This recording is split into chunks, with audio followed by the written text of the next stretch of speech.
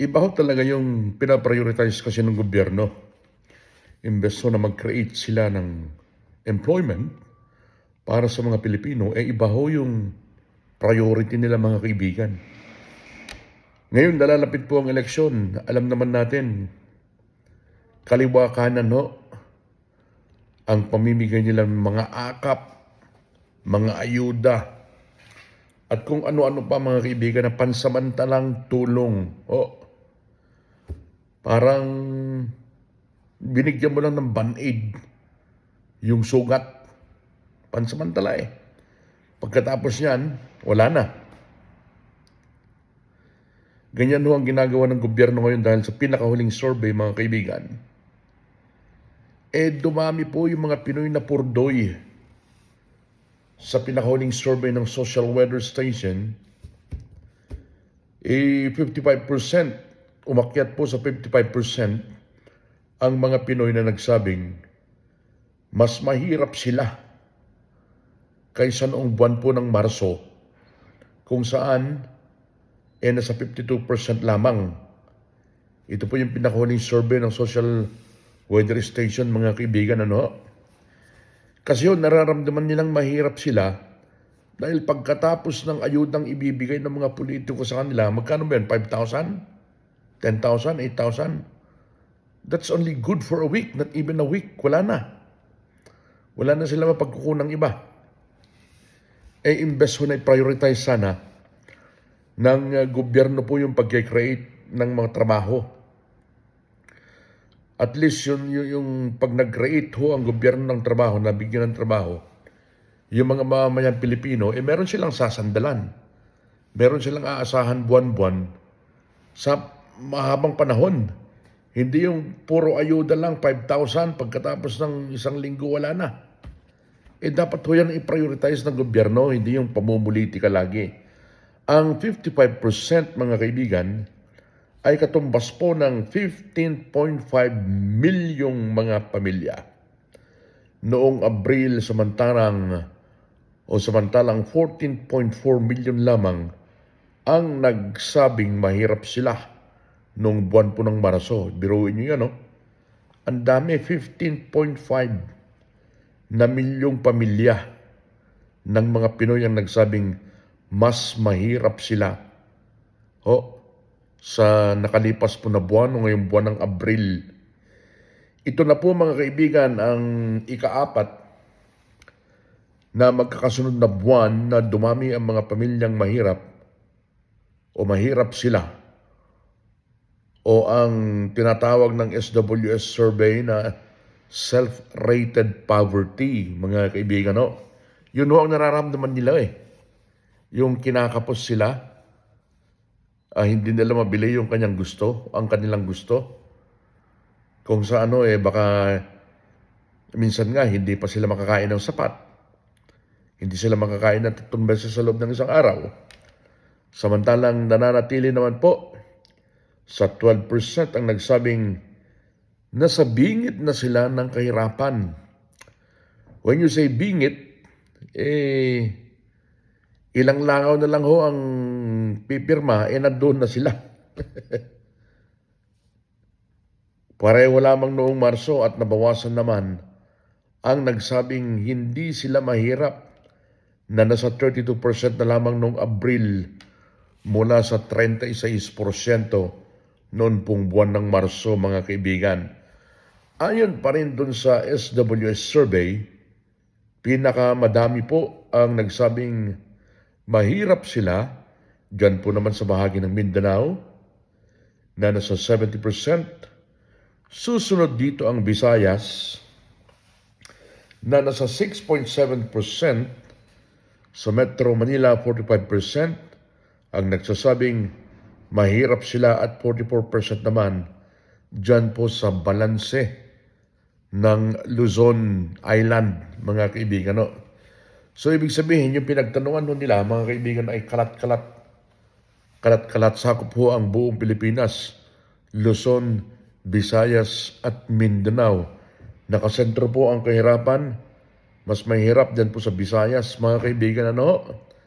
Kung kaya't yun ang ikinakatwiran ng Department of Agriculture Yun ang kinakatwiran nila na dyan ho isasalya ang unang bugso ng kanilang 20 pesos per kilo na bigas dyan sa Visayas dahil marami daw hong incidences ng poverty dyan. Pero marami naman ho ang nagsasabi, pati ako, na questionable ho yung timing ng pagbibigay nila ng ganyang presyo ng bigas dahil eleksyon nga, di ba? Sinong hindi mag-iisip na gagamitin yan ng gobyerno? Sinong hindi mag-iisip na hindi gagamitin yan ng gobyerno para ho i-promote yung kanilang mga agenda para manalo yung kanyang mga kandidato? Sinong hindi mag-iisip na hindi ganyan ang kanilang layunin? Napakasimple naman. Alam niyo naman kung paano lumaro yung mga politiko dyan sa Pilipinas, ano ho? Mga kaibigan, lahat na lang gusto nilang gawin para ho makuha yung boto ng tao, mga kaibigan. So, yan ho ang katunayan. Yan ho ang huling balita natin na dumami ang porsyento ng mga Pilipino, mga kaibigan, na nagsabi na sila po ay mahirap o purdoy sa nakalipas po na buwan ng Marso at sa nakalipas pa na mga panahon. Mula po dun sa 53%, umangat na po sa 55% ang mga Pilipino na nagsasabing mahirap sila. 15.5 million sa kabuuan ng mga Pinoy ang nagsasabing mahirap sila. Ano ba yung ibig sabihin ng mahirap? Ibig sabihin wala silang panggastos. Hindi nila mabili yung kanilang mga gustong bilhin. Hindi nila ma-provide yung kanilang household ng kahit na pangunahing bilihin. Katulad doon ng bigas, mantika, asin, o ano pa mang kinakailangan sa loob ng isang tahanan, hindi po nila ma-provide, mga kaibigan. Ganyan ang sitwasyon ngayon ng ating bansa. Samantalang yung mga politiko na namimigay ng ayuda, hindi nila maisip na pansamantala lamang yan, sana yung ginagamit nilang pang-ayuda sana, pinamumudmud na pang-ayuda, gagamitin para sa mga proyekto na mag-create ng trabaho para sa mga Pilipino. At least nga po, nabanggit ko kanina, may aasahan silang masasandalan na hanap buhay, may aasahan sila every month na sahod mula sa sweldong ganyan. Hindi yung ipinamimigay ng politiko na akala mo naman yung mga politikong namibigay sa kanila yung pera. Hindi nila alam na nitong tumatanggap ng mga ayuda na galing din sa mamamayang Pilipino, taxes ng mamamayang Pilipino, ang kanilang ipinamimigay at dumadaan at dumadaloy lang yan sa mga palad ng mga politiko na gustong makuha ang inyong mga boto. Lalo na mag-i-election na, mga kaibigan. Ay, nako. Ito pa, isang issue. Talagang nakakuha ng pagkakataon si Vice President Sara para po naman bakbakan, banatan. Yun yung isa sa mga nagpapaimbestiga sa kanya dyan sa Kongreso. Yung dating chairman ng House Committee on Good Government, itong si Joel Chua, congressman po ng Maynila. Iniimbestigahan niya, pinapaimbestigahan yung misuse daw po ng pondo ng DepEd nung panahon ni BP Sara dyan sa DepEd. Nakakuha ng pagkakataon si BP Sara nung yakagin siya ni mayoralty candidate Isko Moreno na pumunta dyan sa isang distrito na sasakupan ni Chua, dyan po sa may bahagi ng Quiapo. Sinabi ni BP Sara, kung minura mo ako noon, mumurahin din kita. Kung sanay kayo ng laban ng kanal dito sa Maynila, dadalhin namin ang away namin mula sa Mindanao papunta dito sa Maynila.